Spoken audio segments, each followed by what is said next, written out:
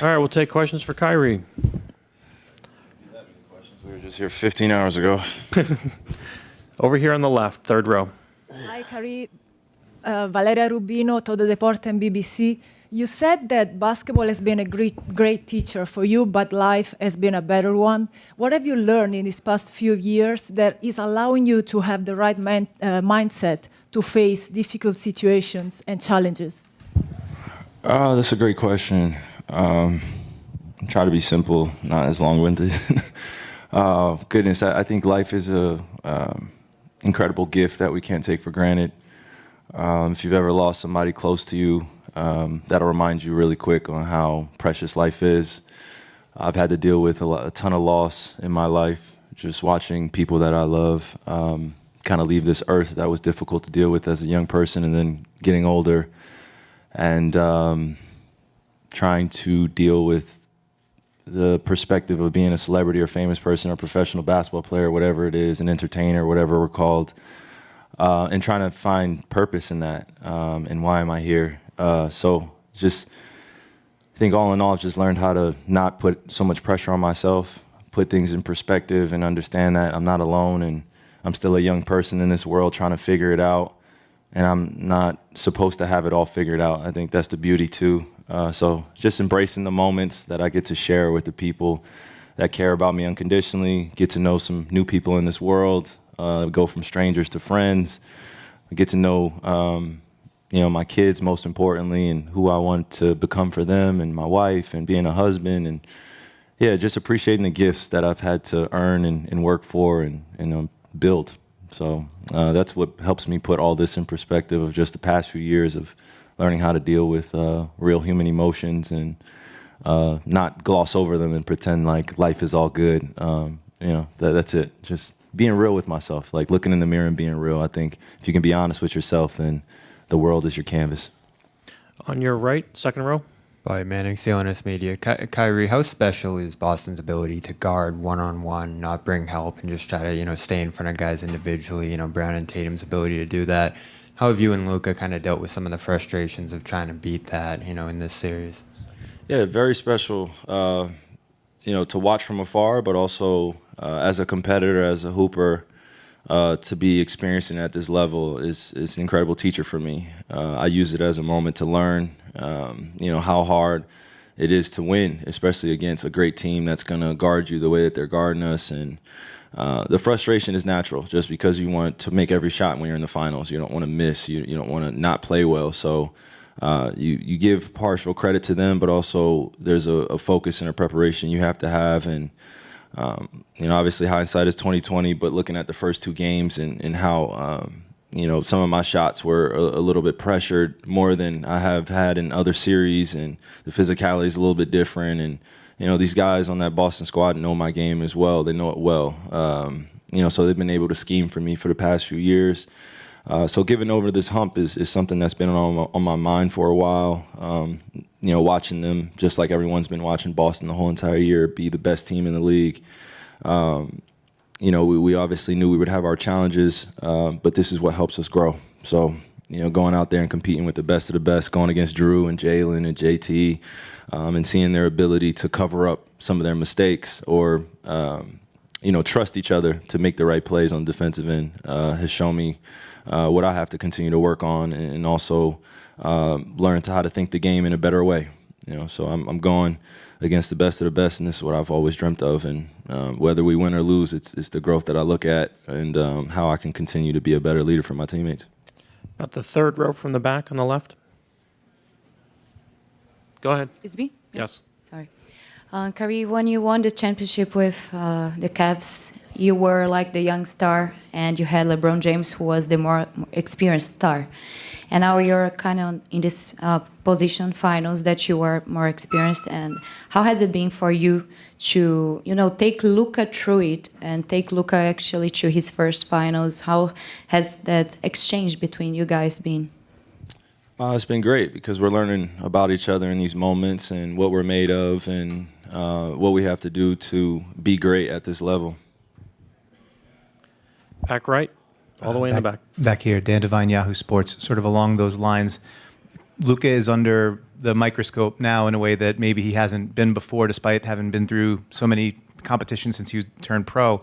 You've also been under these, that microscope, under the hot lights. I'm just wondering, like, he's going through this big part of his journey. What are you able to tell him about what he's experiencing? How are you able to relate to him about that? Is he coming to you for anything about that? Like, what's it like seeing that happen to somebody on this stage? Yeah, I mean, there are a lot of first-timers on this stage, and I've said it over the past week or so, just as a new space for me, too, just being with these guys and being tested at this level, being challenged at this level. My first finals, although I was injured, I lost.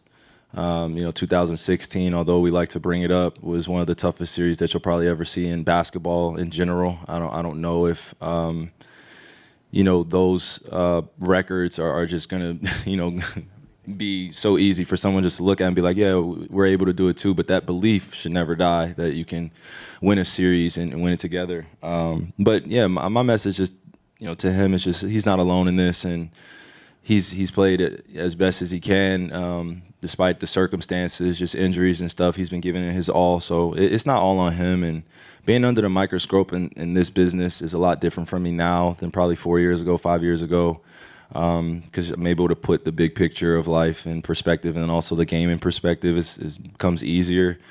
And then also I think this social media, sociopathic behavior, your inner voice is not clear anymore when you're downloading other voices and other opinions that can become hard. So any little thing that you give your energy to can be a distraction that doesn't positively reinforce what you're trying to accomplish.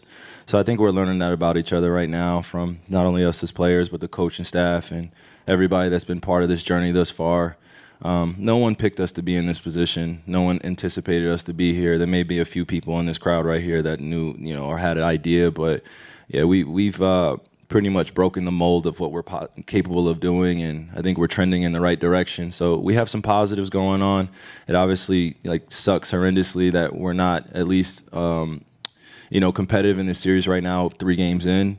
But it's also about getting experience and learning through these things, and also learning more about yourself. So I've taken the brunt of the responsibility, because these guys in this locker room, it is their first time. So being in this position, I do feel like a lot of it is on me. A lot of my teammates would say, no, it's not just you, which I appreciate. But this is also part of my journey, and the story doesn't end here.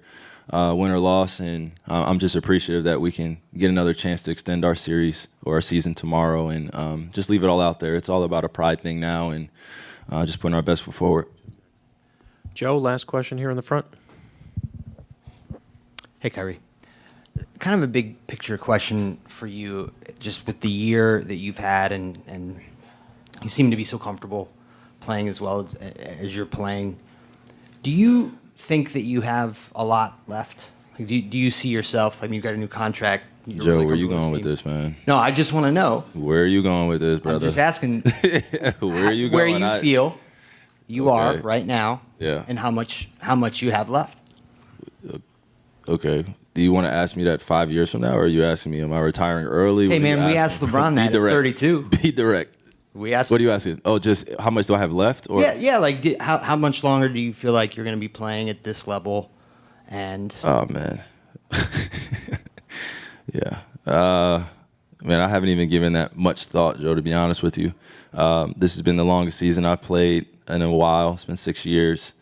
So I'm looking at the big picture in a way that I probably was not ready to look at when in my early 20s or late 20s.